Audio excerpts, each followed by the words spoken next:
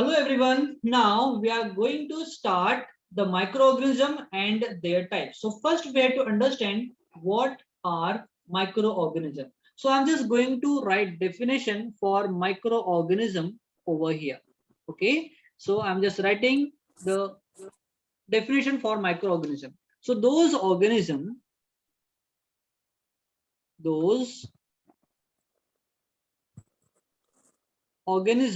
which can be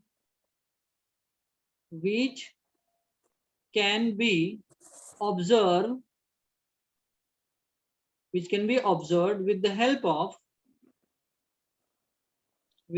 of microscope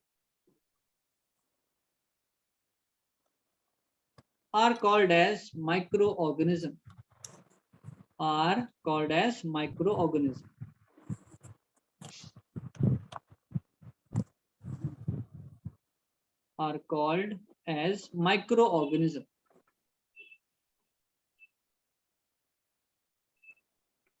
Okay, because they are very tiny.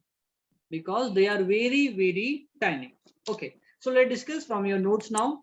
So organisms that are visible only through the microscope are called as microorganism. Micro means the very small, and organism. So very small organism which can be observed under the microscope are called as microorganism. Okay, so microorganisms are most abundant. They may present in air, they may present in water, they may present on the land, everywhere they present.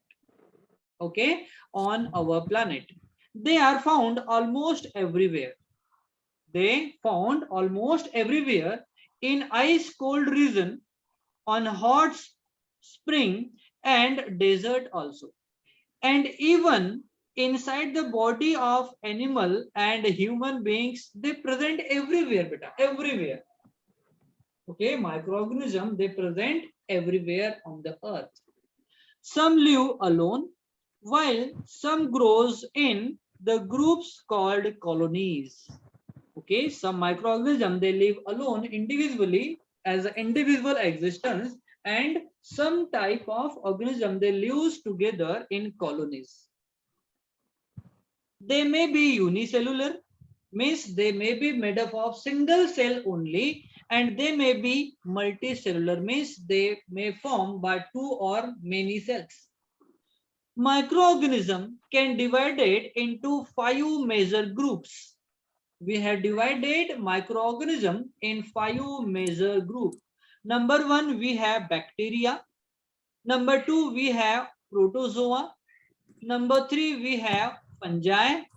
Number 4, we have algae. And last but not the least, we have the viruses. Okay. And viruses are the very interesting. When they live on the host body, they are living in condition, and when they live on the atmosphere, they are in dead condition.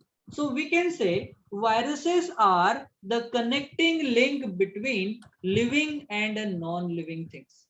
I want everyone had to keep your mic on mute condition, beta. Okay. Okay, understood everyone? So these are the 5 microorganisms that we will discuss one by one. Okay. Actually, sir, can you explain the unicellular and multicellular?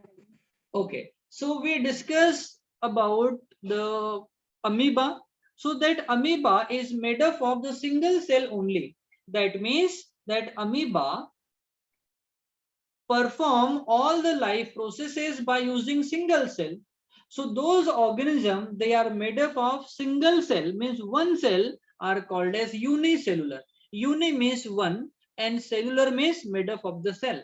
So those organisms, they are made up of the single cell, are called as unicellular organism, whereas those organisms, they are made up of many cells, are called as multicellular organism. Understood everyone? Yes, sir. Okay, so now first we have to understand very important fact here in fact file. It says a gram of soil, 1 gram of soil contain about 40 million bacteria. Very important. 1 gram of soil. We are not discussing about the kilogram.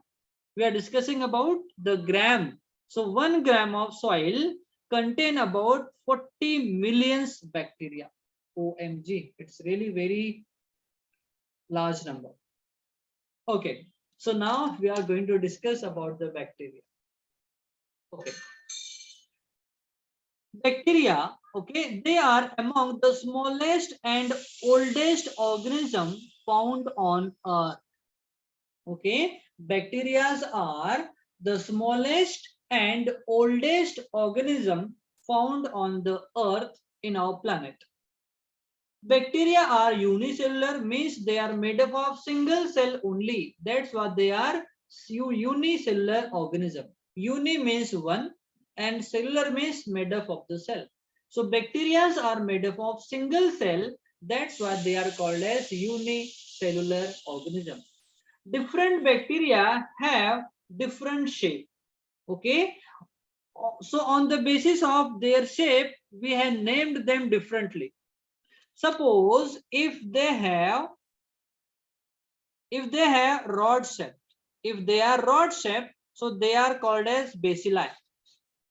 If they are rod shape, then they are called as bacilli. If they are spherical shape, they are called as cocci. Very important, you have to remember that. If they are rod shape, then they are called as bacilli, and if they are spherical in shape, they are called as cocci. Understood everyone? Just keep in mind very important things we are discussing here. Okay. Next we have comma shaped like this. Okay. So they are called as Vibrio. If they are comma shaped, they are called as Vibrio. And if they are spiral shaped, then they are called as Spirilia. Okay. So very important. This is, we can say, one of the criteria by which we can classify bacteria into different categories on the basis of their shape. So number one, if they are rod shaped, they are called as bacilli. Number two, if they are spherical shape, they are called as cocci. If they are comma shaped, then they are called as vibrio. And if they are spiral in shape, okay, the fourth one, then they are called as spirilla. Spirilia. Okay, understand? Okay, everyone. Yes, sir. Yes. So see here, Yes, sir. lactobacilli. See here we have used the bacillus. That means it is the rod shaped. See, rod shape means bacilli. So lactobacilli means the rod shaped bacteria, and lactose means the milk. So those rod shaped bacteria, they present on milk, or are called as lactobacilli.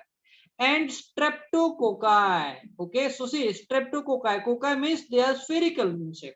So those organism or bacteria, they are spherical in shape. They are called as streptococci. Are nothing but the examples of bacteria. So yes, someone having doubt? Yes, Dada. Okay, Sir, so is this textbook? yes. Okay. This is the textbook from the Oxford one. So I will share the textbooks part chapter by chapter. Okay, so see here, the bacillus means the rod shaped bacteria, they looks like this. Okay, then we have the spherical bacteria, they are called as cocci, they looks like this. Okay, and we have vibrio, they are comma shaped, so they looks like this. And the spiral bacteria, they are called as spirilia, they looks like this. So here we have 4 different category or types of bacteria over here. Understood everyone? Shapes of bacteria, right? Yes, they say they are the types of bacteria on the basis of their shape. Okay. Yes. So now we are going to discuss about the protozoa. Okay. Protozoa are again the microorganism. They are the group of animal like unicellular organism. Uni means again they are made up of single cell. So they are unicellular organism. Example, we have amoeba, we have paramecium, and we have euglena. They are the examples of protozoa.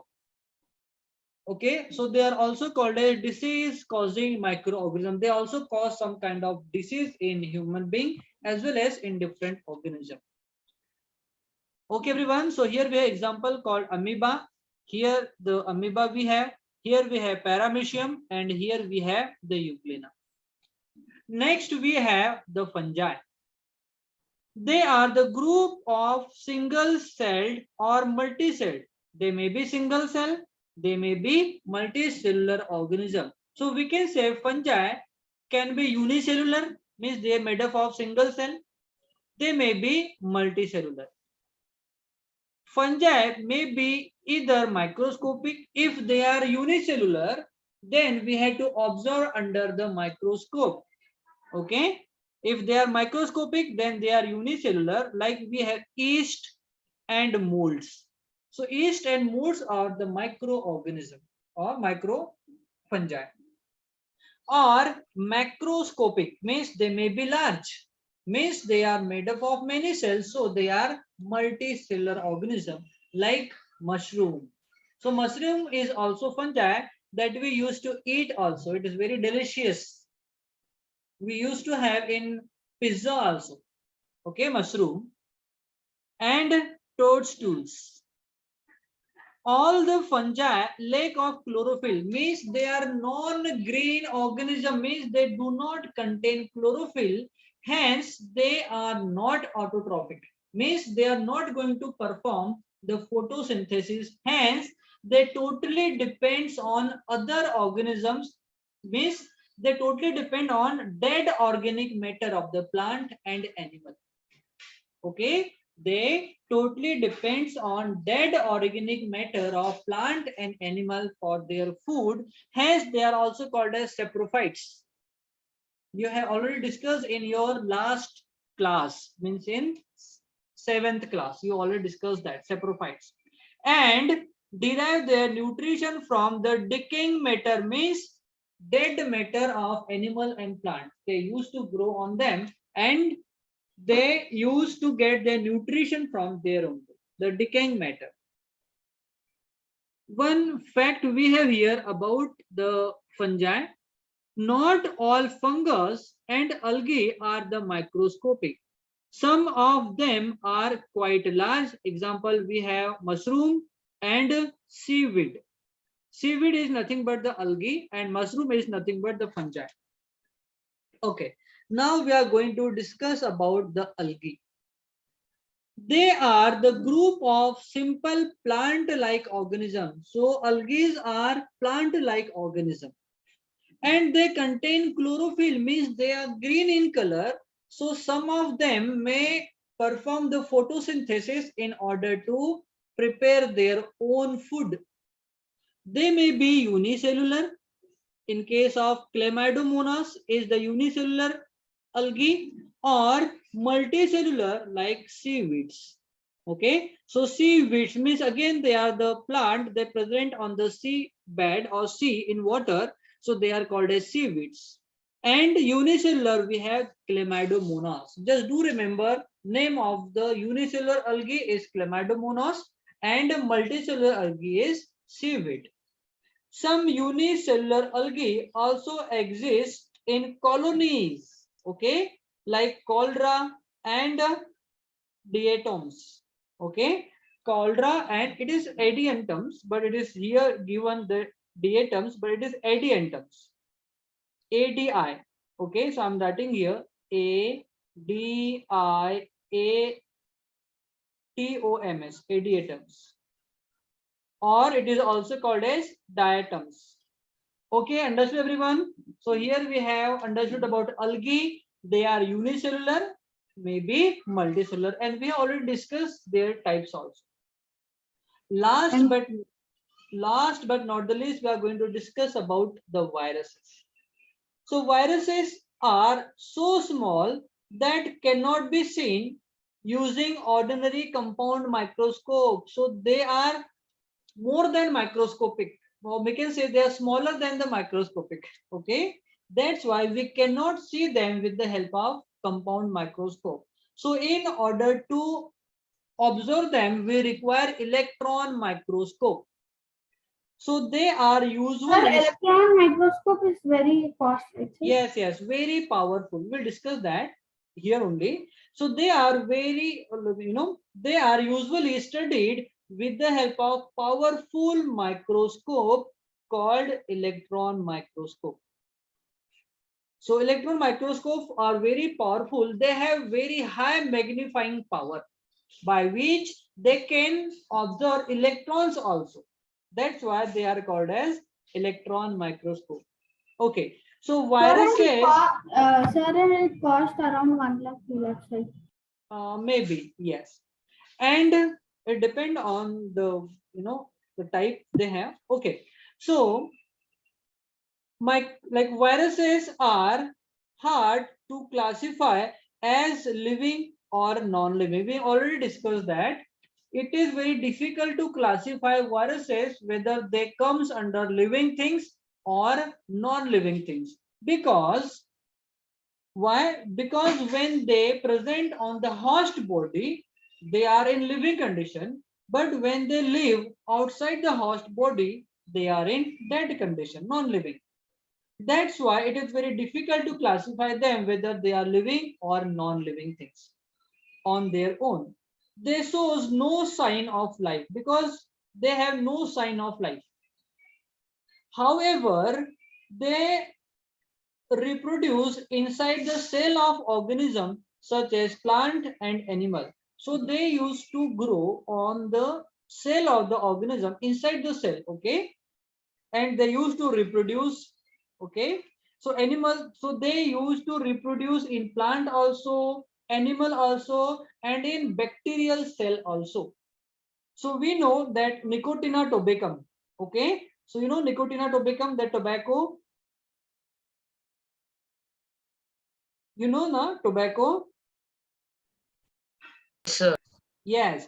So tobacco mosaic virus. So they contain tobacco mosaic virus and human immunodeficiency virus, HIV virus. These are the different types of virus. Okay. So we had tobacco mosaic virus. It is called as TMV, and human immunodeficiency virus. It is called as HIV virus. Are the example of the viruses. The widely feared avian flu, and the swine flu are also the disease caused by the viruses only, and very important virus that we are suffered since last 2 years called COVID-19. Is it? So they are nothing but the viruses, and they cause the diseases all over the world. Understood everyone about the virus? That's why viruses are placed between living and non-living things. So we can say viruses are the connecting link between living and non-living things. So this is all about the virus. So again, I want everyone, if you have any kind of doubt related to the part we have covered here, you can ask the questions now. Here we have the video clip in which we will understand how electron microscope work. So working of scanning the electron microscope. Just do observe the video properly, and after that we will discuss about the doubts. Working of scanning electron microscope. In this video, we are going to see What about sound, sir? scanning electron microscope. Yes.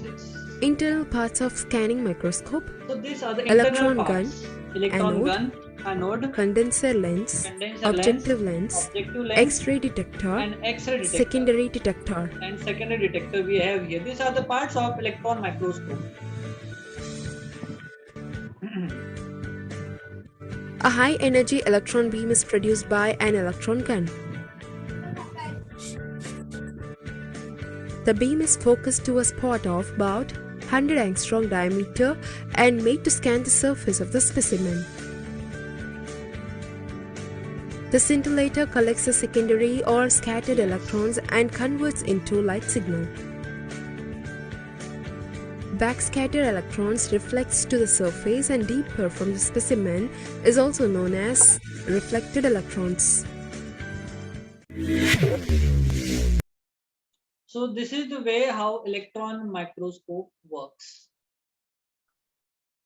beam of highly energetic electrons to examine objects on a very fine scale.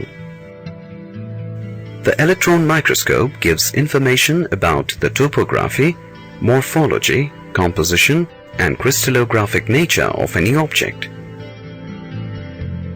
Electron microscopes were developed to overcome the limitations of light microscopes. The electron microscopes are of two types, namely transmission electron microscope (TEM) and scanning electron microscope (SEM). Max Noll and Ernst Ruska of Germany designed the transmission electron microscope in 1931.